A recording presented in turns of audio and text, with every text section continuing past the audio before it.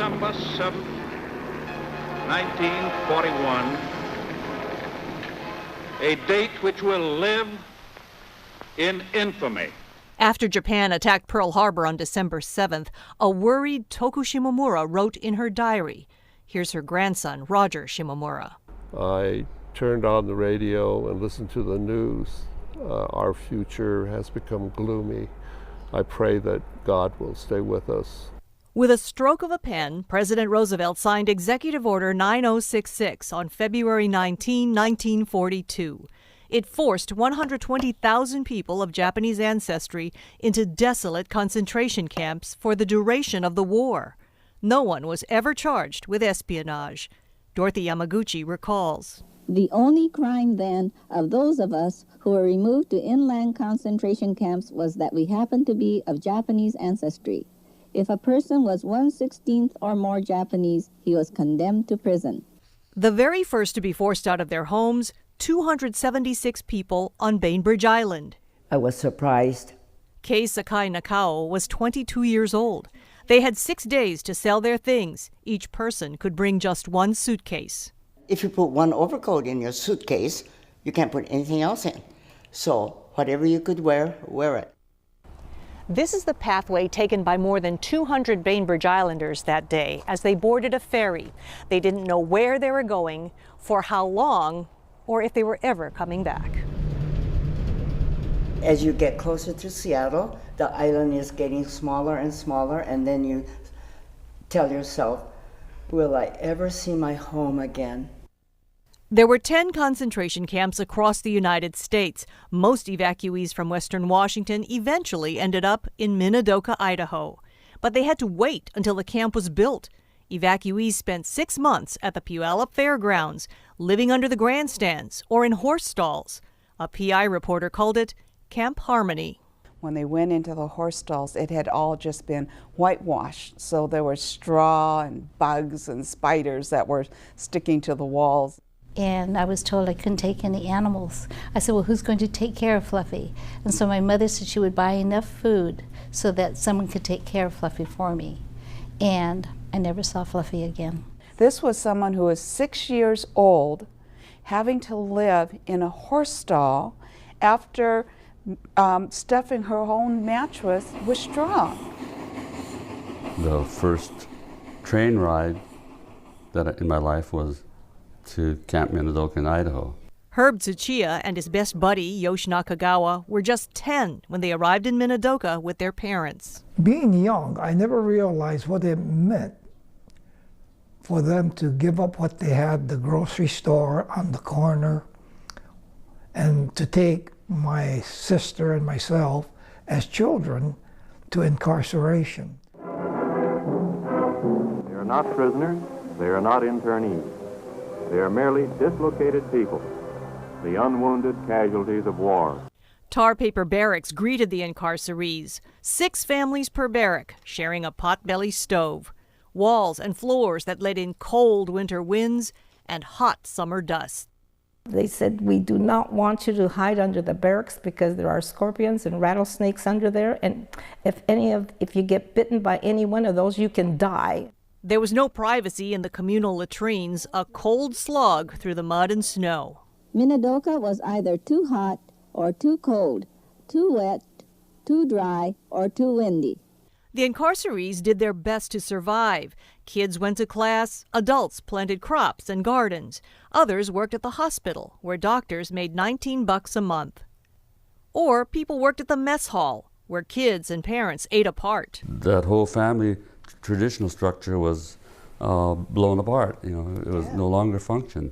But despite baseball games and community dances, it was still life behind barbed wire. Guards in towers, guns pointed inward. We were fenced in. We lost our freedom emotionally and physically. Some incarcerees succumbed to hopelessness and despair. I hated my dad because he was so angry. Don Shimono was born in camp. His parents and 6 siblings forced out of Bellevue. Now he makes a pilgrimage to Minidoka when he can. And every time he took a picture, he was in a nice suit, and standing tall and proud. And Then I saw the other side of him after the camp. He was just sort of like a shell of himself. What would you like to say to him if he was here? Oh my God.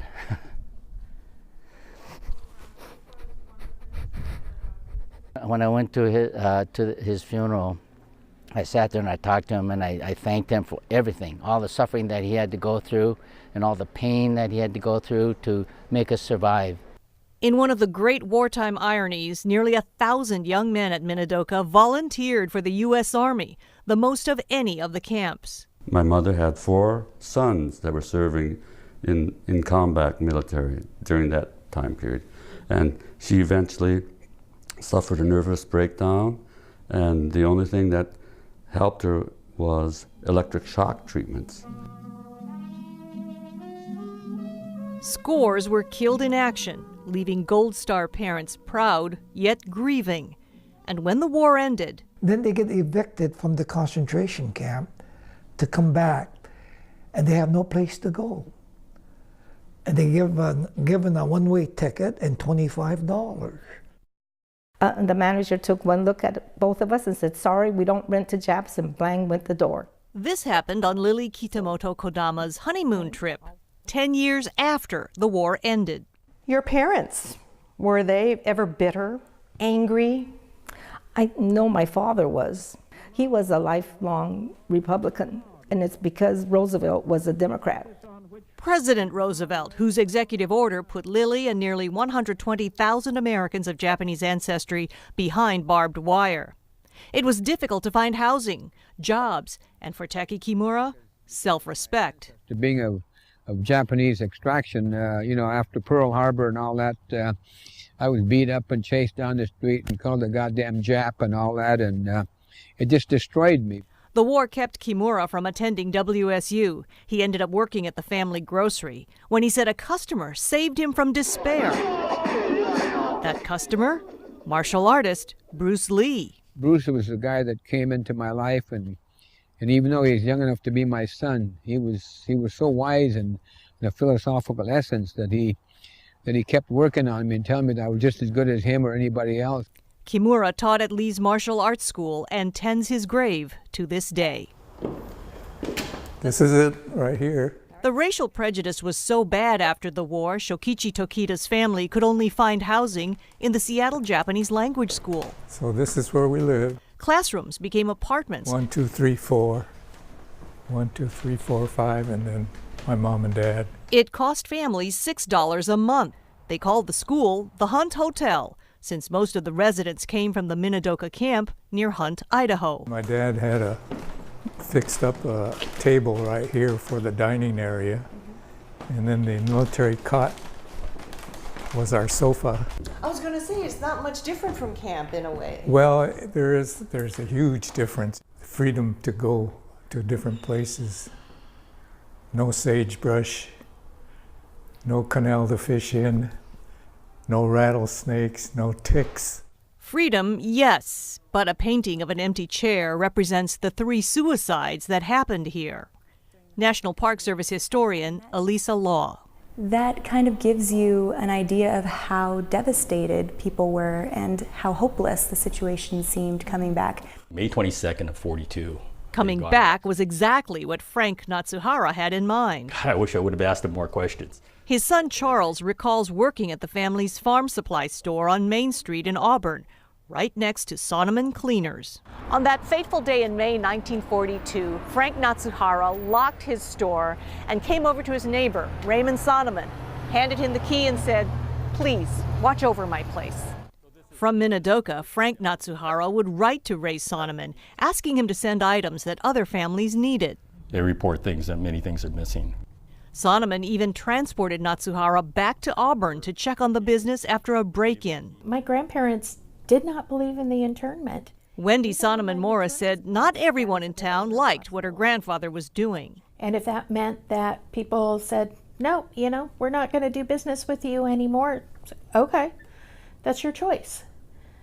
My choice is to believe in my neighbors and my friends. We came back to the store, he gave us the key, electricity was on, the water was on, We had, because there was the laundry, we had linen for the beds and things. Raymond Sonneman also offered this thoughtful piece of advice. You know, when things happen and you have to, kind of persevere, things will get better. It should have been obvious that these people, that are your neighbors and have been for years, aren't somebody to fear. Many of those 120,000 were from Western Washington. Now a new generation is retelling the story to make sure it doesn't happen to anyone else. My grandmother is the daughter of Japanese immigrants. In our culture, she is Nisei. Performance artist Troy Osaki is a 22-year-old Seattle U law student. Japanese American. His grandmother, Etsuko, was 11 when she was incarcerated at Minidoka. My grandmother was just another yellow-faced Jap, another kamikaze pilot, holstered with explosives, threats of suicide campaigns, another enemy spy. War hysteria was just another euphemism for scapegoats, as if evacuation was meant for her own protection. But guard towers were not safe when gooks and Orientals were lynched with barbed wire barricades at gunpoint. From spoken word to opera, Puget Sound audiences get a small taste of injustice. Your family tag, please hold on to that at all times. And here in Nina Yoshida Nelson's aria, the sadness of loss. My grandma said it was kind of the end of the family, because all of a sudden families weren't eating together, they weren't praying together, they weren't doing what they normally did as a family.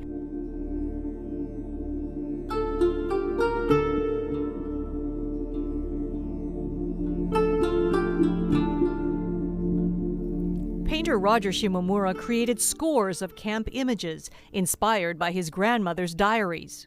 I turned on the radio and listened to the news. Our future has become gloomy. I pray that God will stay with us. Today, Shimomura sees new targets of racism and says Americans must remain vigilant. We all need to be reminded that this government is capable of repeating its past mistakes.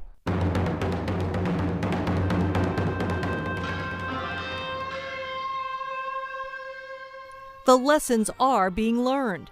Jay Hirabayashi performs a ghostly Buto dance, his contortions showing the pain of wartime racism and incarceration. It just wasn't right just because he was different than everybody else, or just because his color of his skin or how he looked, that was wrong. Those who can't remember history are condemned to repeat it. And so I think it's really important that people are aware of what can happen when you stop being vigilant about protecting the Constitution and the Bill of Rights. She had a lot of strength, right? A lot of strength to survive and keep our culture alive, and then not only abandon our traditions, but make sure that they're carried forward to her grandchildren. Grandma, I promise I will learn to read and write Japanese. Someday, I will thank you in our native dialect for never forgetting to move forward.